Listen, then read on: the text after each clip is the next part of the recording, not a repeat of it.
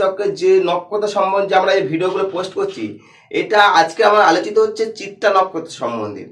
রাশিচক্রের চিত্তা নক্ষত্রের অবস্থান বা তার কার্যকারিতা বা আমাদের জীবনে তার কতটা প্রভাব, সেইটা নিয়ে আজকে আলোচিত হবে। ভিডিওটা পুরোটা দেখুন, আশা করছি আপনারা অনেক অনেক উপকৃত হবেন। এবং ভিডিওটা যদি প্রথমে এসে থাকেন অবশ্যই এটা সাবস্ক্রাইব করতে পারেন, কারণ সাবস্ক্রাইব করলে আমার ভিডিও করতে আর মোটিভেট হব। চিত্তা নক্ষত্রের মোট তারা হচ্ছে একটি। প্রতীক হচ্ছে সাপের মাথার মণি, এর প্রতীক। আর এর অধিষ্ঠাত্রী দেবতা, চিত্তা নক্ষত্রের অধিষ্ঠাত্রী দেবতা হচ্ছে বিশ্বকর্মা। রাশি দুই পাত অর্থাৎ 6°40', সে কন্যা রাশিকে রিপ্রেজেন্ট করে, অর্থাৎ কন্যা রাশি অবস্থান করে। বাকি 6°40', 13°20'এর মধ্যে 6°40' হচ্ছে তোমার একে রিপ্রেজেন্ট করছে তোমার কন্যা রাশিকে, আর বাকি 6°40' তুলা রাশি রিপ্রেজেন্ট করছে। অর্থাৎ দুই পাত কন্যা, দুই পাত হচ্ছে তুলাতে পড়ছে। গণ, এই চিত্তা নক্ষত্রের গণ হচ্ছে রাক্ষস গণ। গুণ হচ্ছে তম গুণ সম্পন্ন, এর গুণ হচ্ছে তম। লিঙ্গ হচ্ছে স্ত্রীলিঙ্গ। যোনি হচ্ছে ব্যাঘ্র। নক্ষত্রের যে আকৃতি থাকে সেটা হচ্ছে মুক্তা সদৃশ। নক্ষত্রের আকৃতি হচ্ছে মুক্তা সদৃশ। এটা হচ্ছে বিংশতি দশা, যাদের চিত্তা নক্ষত্রের জন্ম শুরু হয়, ঠিক আছে, যে সমস্ত জাতক বা জাতিকা, তার দেখুন তার বিংশতি দশা শুরু হচ্ছে মঙ্গল থেকে। রাশিচক্রে এর অবস্থান কত? 173°20' থেকে 186°40' পর্যন্ত রাশিচক্রে এর অবস্থান, রাশিচক্র অবস্থান। আচ্ছা, এই যে নক্ষত্রগুলো কোথায় অবস্থান করছে, আমি যে এই যে ভিডিওগুলো দিচ্ছি, নক্ষত্রগুলো কোথায় অবস্থান করছে? আমরা তো মিল্কি ওয়ে গ্যালাক্সির মধ্যে অবস্থান করছি। আমরা সমস্ত এই যে পৃথিবী, আমাদের পৃথিবীর সমস্ত মানুষ কোন গ্রহ, মিল্কি ওয়ে গ্যালাক্সি বা আকাশগঙ্গার মধ্যে আমরা অবস্থান করছি। এই আকাশগঙ্গার মধ্যে সমস্ত এই গগন মার্গে সমস্ত এদের পরপর তোমার নক্ষত্রগুলো রয়েছে। সে যাই হোক, এই নক্ষত্রের নামটা কেন দেওয়া হলো? স্পষ্ট মুক্ত সদিশের মতো উজ্জ্বল দীপ্তিতে গগন মার্গে সমান হয়ে অবস্থায় থাকার জন্য, এই কারণে এই নক্ষত্রের নাম দিয়েছে চিত্তা। মানে এত সুন্দর স্পষ্ট দীপ্তিমান হয়ে আছে, সেই কারণে এই নাম দিচ্ছে তোমার চিত্তা। চিত্তার কথা অর্থ হচ্ছে উজ্জ্বল। চিত্তা মানে উজ্জ্বল হতেই চিত্তা নামের নামকরণ, এত উজ্জ্বল, ঠিক আছে। এটি একটি বলা হয় প্রথম প্রভাত তারকাও বলা হয়। আক্কাদে এর নাম দিচ্ছে ইলুদামু। কারকতা, এই চিত্তা নক্ষত্রের কারকত্ব কি?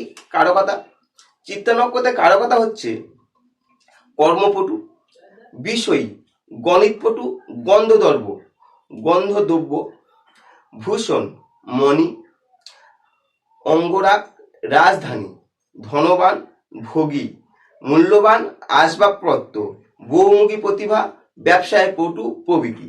এইটা হচ্ছে চিত্তা নক্ষত্রের কারকত্ব। চিত্তা নক্ষত্র, ঠিক আছে, চিত্তা নক্ষত্রে এর যে রূপটা এত সুন্দর, অতীব সুন্দর। চিত্তা নক্ষত্রের রূপ ঔজ্জ্বল্য বা বর্ণবিন্যাস যা কিছু বলুন, সব থেকে সুন্দর দেখা, সৌন্দর্য চোখে পড়ে এই নক্ষত্র। প্রথম এই নক্ষত্রে এত সৌন্দর্য, ঠিক আছে। যদি আকাশগঙ্গা কেউ লক্ষ্য করবেন যারা এতে, মানে সব থেকে সৌন্দর্য নক্ষত্র দেখতে পাবেন, সেটা তোমার এই নক্ষত্রকে। বিশ্বকর্মা হলেন এই নক্ষত্রের দেবতা। স্বয়ং বিশ্বকর্মা হলেন এই নক্ষত্রের দেবতা। সেই বিশ্বকর্মা যখন দেবতা, তার বিশ্বকর্মাতে আমরা কি দেখি? তিনি হচ্ছে দেবদের দেবশিল্পী, ঠিক আছে। আবার তিনি শিল্পাচার্য করছেন, আবার তিনি কর্মসাধক, প্রচুর কাজ করতে ভালোবাসেন, তিনি কর্মসাধক। তাই এই নক্ষত্রে একটা বিশ্বকর্মার গুণ তো থাকবে, কারণ নক্ষত্র যেহেতু বিশ্বকর্মা তার অধিষ্ঠাত্রী দেবতা। তাহলে সেই বিশ্বকর্মা যখন গুণ পাচ্ছে, তাহলে কি হচ্ছে? নির্মাণ কার্য বলুন, কাঠামো বলুন, কাঠামো তৈরি করা বলুন, কারুকার্য বলুন, ঠিক আছে, সাধারণ সূচ থেকে আরম্ভ করে তাজমহল তৈরি করা পর্যন্ত যাবতীয় সবকিছু বলুন, এই যে নির্মাণ কার্যগুলো সবকিছু এই নক্ষত্রের মধ্যে গুণ পাওয়া যাচ্ছে, মানে এই নক্ষত্রের মধ্যে পাওয়া যাচ্ছে আমরা।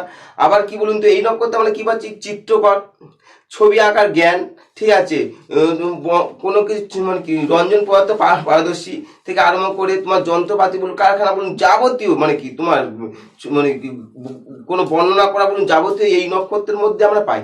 তাহলে এই সমস্ত আবার এছাড়া সঙ্গীতজ্ঞ, শিল্পী, নিপুণ অস্ত্র চিকিৎসক, মানে যাবতীয় টোটালটাই আমরা এই নক্ষত্রের মধ্যে আমরা পাই।